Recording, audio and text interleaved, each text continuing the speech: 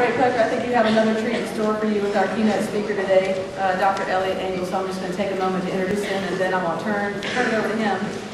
Dr. Engel was originally from Indianapolis and now resides in Raleigh, where he has taught courses at NC State, UNC, and Duke. Dr. Engel earned his MA and PhD as a Woodrow Wilson Fellow at UCLA. While at UCLA, he won the university's Outstanding Teacher Award. In addition, for his scholarship and teaching, he has received North Carolina's Adult Education Award and the Victorian Society Award of Merit. Dr. Engel has written 7 books published both in England and the United States. The most recent, A Dab of Dickens and a Touch of Twain, was released by Simon & Schuster. Many of his articles have appeared in national magazines, including Newsweek.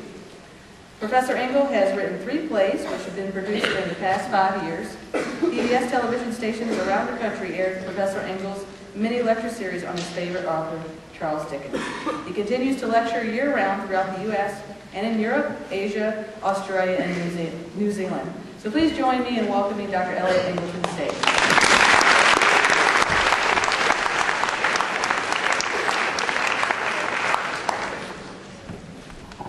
Thank you very much for that very kind and mercifully brief introduction. I am delighted to be speaking to you tonight. As you might have heard in the introduction, my favorite author is Charles Dickens. Lucky for you, I'm not talking on Charles Dickens tonight. You're going to owe me for that. Actually, if you look at the program, you will find that who I am talking on is Sir Walter Raleigh. He has been dead now almost 400 years. This does not sound like a really good topic. I will promise you from the beginning 2 things. This will not be long. It will not be dull. Let me begin by telling you what I consider rather interesting thing about Sir Walter Raleigh. You are now living in the only city in the world that has been named for Sir Walter Raleigh. If I do my job properly, by the time I am finished talking in just a few minutes, you will be as outraged as I am that there is only one city in the world that has been given the name of this incredible person. How do you bring Sir Walter Raleigh to life, given that he's been dead so many years? This is how you do it. You tell people things about him that you don't know, but I do think you will be interested in. For example, how did he become Sir Walter Raleigh? Was he born in London, really wealthy? He was not. He was born so long ago, we don't even know exactly what year he was born. We think it is 1552 in England, in the middle of nowhere. He is not from London. He was not from a wealthy family. By all rights, this assembly should be over because nobody who was born like he was should be talked about in 400 years. But he had one thing going for him. He was brilliant, and he was not going to waste his life in the middle of nowhere, 4 hours outside of where London is today, a 4-day ride back then. He was going to make something of himself, and the only way you did this, you went to London, you went to the royal court, and you tried to get in. So when he was 25 years old, in the year 1579, he goes to the royal court. The queen is Queen Elizabeth I. He should have had no prayer of getting in because he didn't know anybody, but he hung around the gates, and it worked. Because in 1579, Queen Elizabeth was 45 years old. She hadn't been married. She accused all the men who were her ministers of being fat, flabby, and ugly.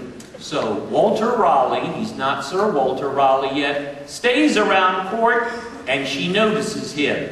This is because Sir Walter Raleigh was 6 feet tall. 6 feet tall today, no big deal. I am 6 feet tall. Back in 1579, people were so short that if you were a man 6 foot tall, it is the same of being 6'6" today. He was tall and he was dark. He had a really swarthy complexion.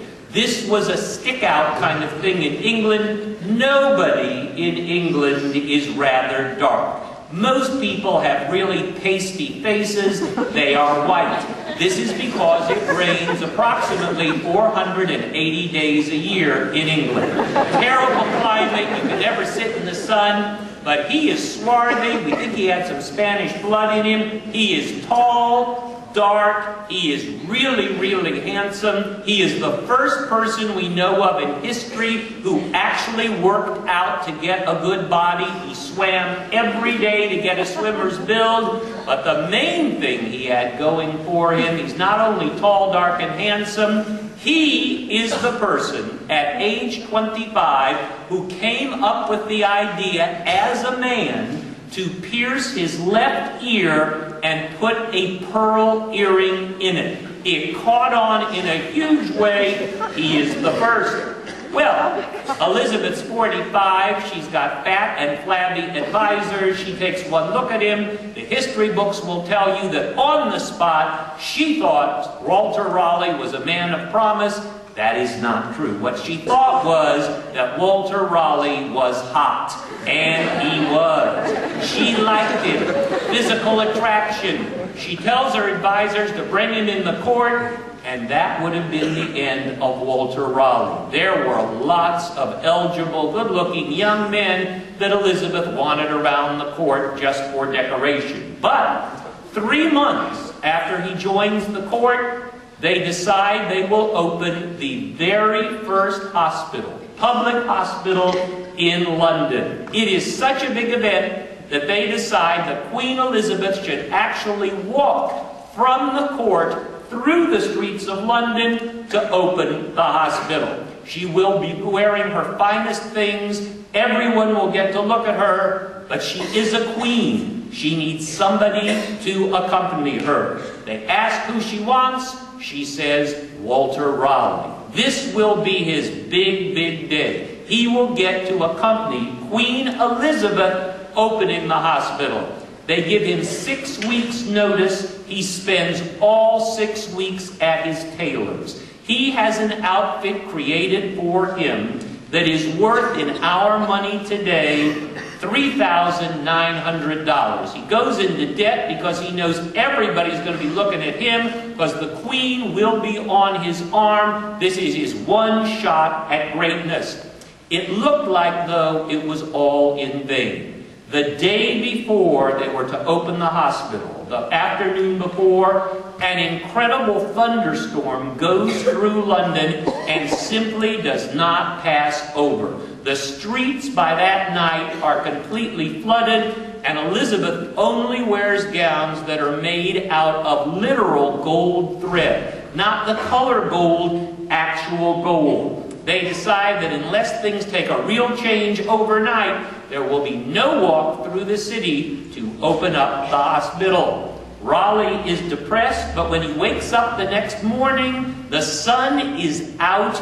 It is extremely warm. He gets word from the castle that the walk is on. He meets Elizabeth at the castle. They start walking towards the town, but they come eventually to a road where the sun had not dried up the water. And surely you know what happens next. Even if you don't know anything else about Raleigh, you know this. But I'm going to read for you an account of what happened next, and this will make Raleigh famous for the first time. This is what happened next according to an eyewitness. Quote, "Then Raleigh and the Queen came to a plashy place in the road."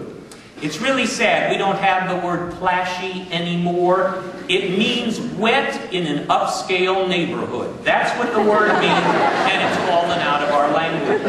Then Raleigh and the Queen came to a plashy place in the road. The Queen indicated by her hesitation that she could not cross over the muddy water and would turn back. But Raleigh immediately thrust down his plush purple cape over the foul impediment, and the Queen gratefully and gracefully trod upon it, and the day was saved. Unquote. This is